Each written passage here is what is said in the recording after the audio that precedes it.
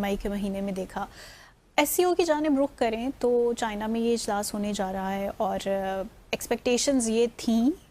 وزارت خارجہ نے جب تک اس کا ہمیں بیان نہیں دیا کہ جی ایسا کچھ ایکسپیکٹ مت کیجئے, کوئی ملاقات نہیں ہونے جا رہی. کس کے مابین؟ وزیر اعظم شہباز شریف اور وزیر اعظم مودی صاحب کے مابین. سو یہ ایکسپیکٹیشنز بھی گئیں. سو اگر یہ ملاقات نہیں ہو رہی تو کیوں نہیں ہو رہی, اور اگر ہو جاتی تو کیا پازیٹیو ہو جاتا, کچھ ہوتا نیا؟ یہ ہاں کافی چمگویاں ہو رہی تھیں اس بارے میں کہ شاید ایس سی او کا جو اجلاس ہو رہا ہے تیانجن میں چائنا میں 31 اگست اور 1 ستمبر کو, ممکن ہے کہ وہاں پہ ایک ملاقات ہو جائے. اور پہلے فیلڈ مارشل کا کہنا تھا کہ بلوچستان کے عوام کی ترقی اور خوشحالی مشترکہ کوششوں سے ہی ممکن ہے. پاکستان آرمی بلوچستان کے عوام کے شانہ بشانہ کھڑی ہے. خطے میں امن, خوشحالی اور پائیدار ترقی کے لیے تعاون جاری رکھا جائے گا.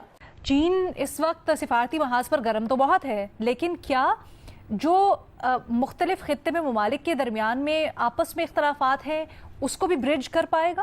ماضی میں اس قسم کے جو اجلاس ہوتے رہے ہیں, شنگھائی کوآپریشن آرگنائزیشن کے ہوں یا اس سے پہلے سارک کے ہوتے رہے ہیں, تو وہاں جب بھی کبھی کوئی ڈیڈ لاک ہوتا رہا ہے پاکستان اور بھارت کے درمیان, تو اس قسم کے اجلاس میں ان ملاقاتوں نے وہ ڈیڈ لاک توڑا بھی ہے.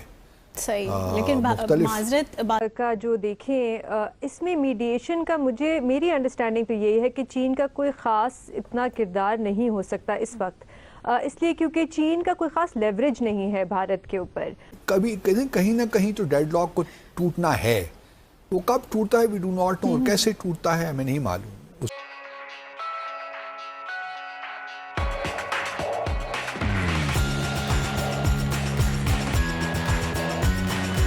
کے لیے کچھ آبویسلی بیہائنڈ دا سینس کام کرنا پڑتا ہے, اور آئی ایم شیور کہیں نہ کہیں کام ہو بھی رہا ہوگا, لیکن اس وقت شاید بھارت کو سوٹ نہیں کرتا, اور شاید ہمیں بھی سوٹ نہیں کرتا, کیونکہ میرا اپنا ذاتی طور پہ ہمیشہ یہ خیال رہا ہے کہ ڈیڈ لاک کو تو آپ توڑ دیں گے, واٹ نیکسٹ.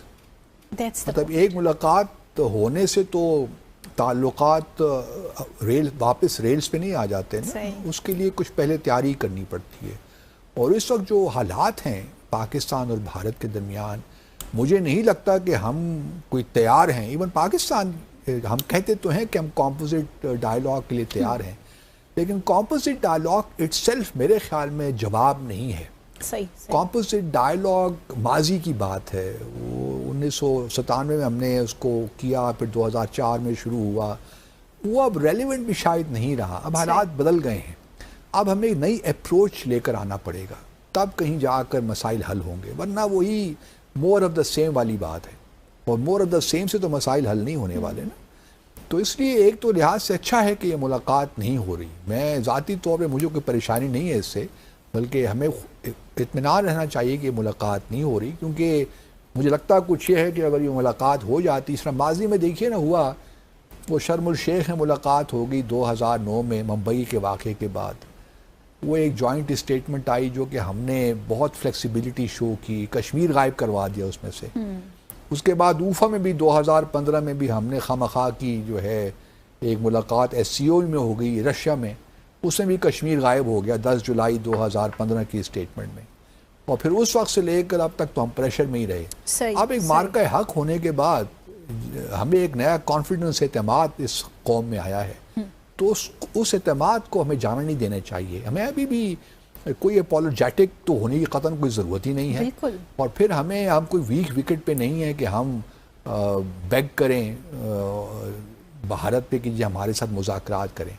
یہ الگ بات ہے کہ ہمیں ایک دلچسپی تو پیدا ہوتی ہے نا جب, کیونکہ ایک ہی کمرے میں ایک ہی ہال میں دونوں وزراء اعظم موجود ہوں گے.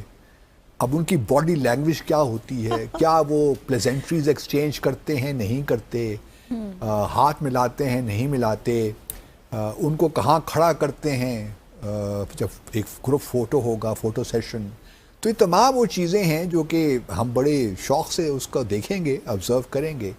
لیکن یہ ضرور میں آپ کو بتاتا چلوں کہ چین نے کچھ کوشش کی ہے. جب یہ وینگ وی آئے ہوئے تھے بھارت اور پاکستان کے دورے پہ آئے تھے, تو انہوں نے اس کو ایکسپلور کرنے کی کوشش کی, لیکن بھارت کی جانب سے کچھ ہمیں مثبت جواب نہیں چین کو دیا گیا.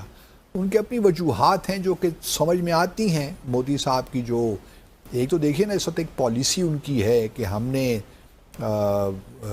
جب تک ان کے امریکہ کے ساتھ تعلقات کوئی صحیح راہ پہ نہیں آتے صحیح تو اس وقت تک میرے خیال میں تھوڑا بہت بھارت کی پوزیشن رہے گی کہ ہم ابھی تیار نہیں. اور پھر چونکہ انہوں نے آفیشلی جو آپریشن سندور ہے اس کو بھی ابھی تک ختم نہیں کیا, تو جب تک وہ فارملی ختم نہیں ہوتا, وہ جاری ہے, تو ملاقات کا تو پھر کوئی مقصد نہیں بنتا نا. پھر دوسری جانب یہ بھی دیکھیے نا, ایک خبر ہے کہ بلکہ بڑا ایک خدشہ ہے پاکستان میں کہ بھارت دوبارہ بھی حملہ کر سکتا ہے پاکستان پر, کیونکہ جو اس کو شکست ہوئی اس سے ابھی تک ہضم تو نہیں ہو رہی نا, ایک پرابلم تو اس کو ہے.